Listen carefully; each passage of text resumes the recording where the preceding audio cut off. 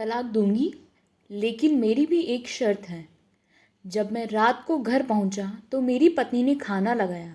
मैंने उसका हाथ अपने हाथों में लिया और कहा, मुझे तुमसे कुछ ज़रूरी बात कहना है। वो शांत बैठकर खाना खा रही थी। उसकी आंखों में कुछ दर्द सा साफ नज़र आ रहा था। अचानक मुझे नहीं पता कैसे कहूँ, मगर मुझे उसे बताना ही था। मैंने बड़ी शांति से कहा, मुझे तलाक चाहिए। लगा जैसे उसे मेरे शब्दों से कुछ फ़र्क ही नहीं पड़ा, बल्कि उसने मुझसे पूछा, क्यों तलाक चाहिए। मैंने उसके सवाल को अनसुना किया तो उसे गुस्सा आ गया। उसने चम्मच उठाकर फेंक दिया और ज़ोर से चिल्लाई, तुम इंसान नहीं हो। उस रात हमने एक दूसरे से बात तक नहीं की। वो रो रही थी। मुझे पता था कि वो जानना चाहती थी कि आखिर ऐसा क्या हुआ जो हमारा रिश्ता टूटने की कगार पर आ गया। पर मेरे लिए उसके सवालों का जवाब दे पाना नामुमकिन था। मैं अब किसी और से, प्रिया नाम था उसका, प्यार करने लगा हूँ। अब मुझे उससे प्यार नहीं रहा। मैंने उसे बरसों के प्यार की सज़ा दी थी। भरे मन से मैंने तलाक के पेपर तैयार किए। उसमें लिखा था कि वह पूरा घर, कार, कंपनी की 30% शेयर ले सकती है इस तलाक के बदले में। लेकिन उसने इन पेपर्स को देखा और उनके टुकड़े टुकड़े कर दिए। वो औरत जिसने मेरे साथ जीवन के 10 साल बिताए थे, वो आज मेरे लिए अनजान हो चुकी थी। मगर मैं क्या करूं? जो हो चुका उसे मैं बदल नहीं सकता था, क्योंकि मैं किसी और से, अपनी पत्नी से ज़्यादा प्यार करने लगा था। आखिरकार उसके सब्र का बांध टूट गया और वो फूट फूट कर मेरे सामने रोने लगी। मेरे लिए उसका रोना एक तरह से उसकी रिहाई की तरह था। तलाक की ये बात जो कई दिनों से मुझे परेशान कर रही थी, अब बिल्कुल साफ हो चुकी थी। अगले दिन मैं घर काफ़ी लेट आया। मैंने देखा कि वो टेबल पर बैठकर कुछ लिख रही थी। मैंने शाम का खाना नहीं खाया था, लेकिन फिर भी मैं सीधे ऊपर जाकर अपने कमरे में सो गया, क्योंकि पूरा दिन प्रिया के साथ रहने और कई जगह घूमने के बाद मैं थक गया था। वो शायद रात को उसी टेबल पर लिखते लिखते सो गई। सुबह उसने तलाक देने की शर्तें बताई। वो मुझसे कुछ लेना चाहती थी। उसे सिर्फ तलाक से पहले 1 महीने का समय चाहिए था। उसने आग्रह किया कि 1 महीने में हम दोनों पुराना वाला जीवन जिएं जितना संभव हो सके, क्योंकि आने वाले महीने में हमारे बेटे की परीक्षा है। वह नहीं चाहती कि हमारे टूटे रिश्ते का प्रभाव उसकी पढ़ाई पर पड़े। मुझे भी यह ठीक लगा, मगर वो कुछ और भी चाहती थी। जैसे शादी के दिन मैं उसे उठाकर शयन कक्ष तक ले गया था, उसी तरह हर रोज़ 1 महीने तक मैं उसे शयन कक्ष से उठाकर मुख्य द्वार तक ले जाऊं। मुझे लगा यह पागलपन है, मगर इन आखिरी दिनों को थोड़ा अच्छा बनाने के लिए मैंने उसकी शर्त स्वीकार कर ली। मैंने प्रिया को अपनी पत्नी की सभी शर्तें बताई। वो हंसने लगी। उसे लगा मेरी पत्नी कितने भी तरीके अपना ले, तलाक होना तो तय है। मेरी पत्नी और मैं किसी से भी इस दौरान नहीं मिले, लेकिन उस दिन जब मैं उसे पहली बार उठाकर गेट तक ले गया तो हम दोनों काफ़ी अजीब महसूस कर रहे थे। पीछे से हमारा बेटा भी खिलखिलाकर खूब खुश हो रहा था। अगले दिन यह काम थोड़ा सामान्य और आसान हो गया। वह मेरे सीने से लगी थी और मैं उसकी खुशबू महसूस कर रहा था।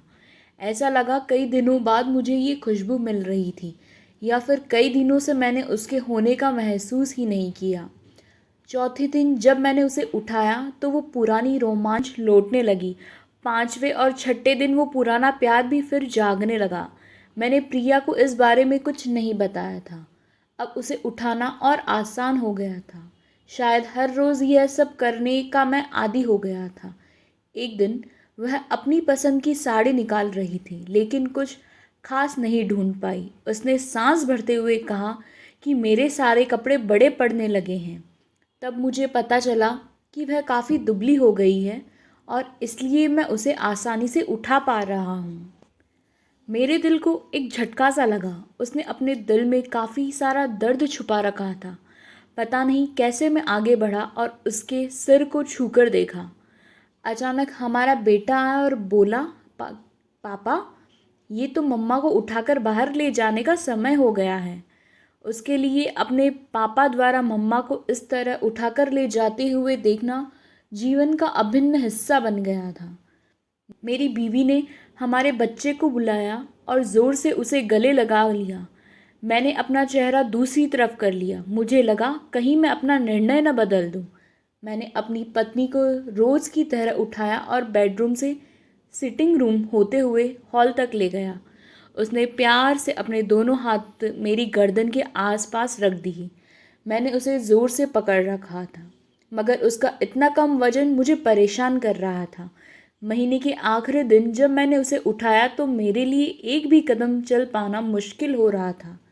मेरा बेटा स्कूल जा चुका था।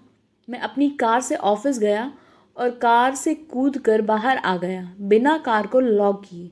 मुझे डर था कि अब एक पल की भी देरी मेरा इरादा बदल देगी। मैं ऊपर गया। प्रिया ने दरवाज़ा खोला और मैंने उससे कहा, सॉरी प्रिया, अब मैं अपनी पत्नी से तलाक नहीं लेना चाहता। उसने मुझे देखा और मेरे सिर पर हाथ फेरकर कहा, तुम्हें बुखार तो नहीं? मैंने उसका हाथ हटाया और कहा, सॉरी प्रिया, अब मुझे अपनी पत्नी से तलाक नहीं चाहिए। हमारी शादीशुदा ज़िंदगी शायद हम दोनों के ध्यान न देने की वजह से बोरिंग हो गई थी, लेकिन इसका मतलब यह कतई नहीं कि हम एक दूसरे से प्यार नहीं करते। अब मुझे एहसास हुआ कि जिस दिन मैं उसे शादी करके अपने घर लाया था, उस दिन से जीवन के आखिरी दिन तक मुझे उसका साथ निभाना है। प्रिया के होश उड़ गए। उसने मुझे एक ज़ोरदार चांटा जड़ दिया मेरे मुंह पर। वह रोने लगी और दरवाज़ा अंदर से बंद कर लिया।